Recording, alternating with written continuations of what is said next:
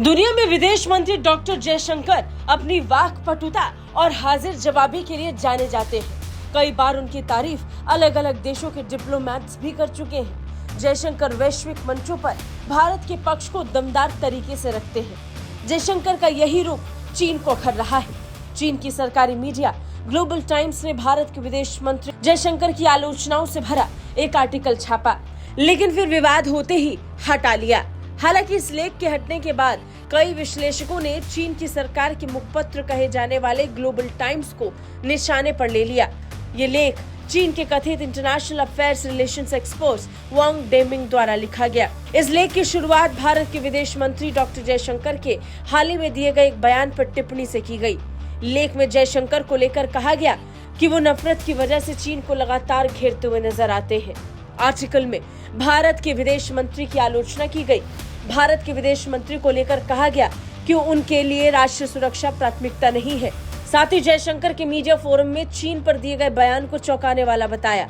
आरोप लगाया गया कि उस बयान में जयशंकर की चीन के प्रति जलन और नफरत नजर आई है। जयशंकर ने एक बयान में कहा था कि पूरी दुनिया चीन समस्या का सामना कर रही है।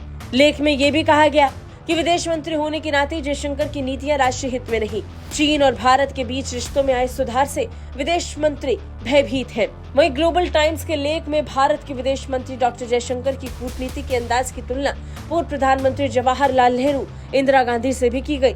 इस लेख में ग्लोबल टाइम्स ने दावा किया कि जयशंकर में न तो जवाहरलाल नेहरू की कूटनीति की नैतिकता है और न ही इंदिरा गांधी की कूटनीति का सदाचार है। जयशंकर के नेतृत्व में भारतीय कूटनीति सभी देशों के लिए पहले से तय है।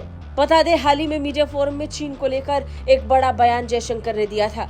इस बयान के बाद चीन भड़का हुआ है। मीडिया फोरम में जयशंकर ने कहा था कि पूरी दुनिया की चीन के साथ सामान्य परेशानी है।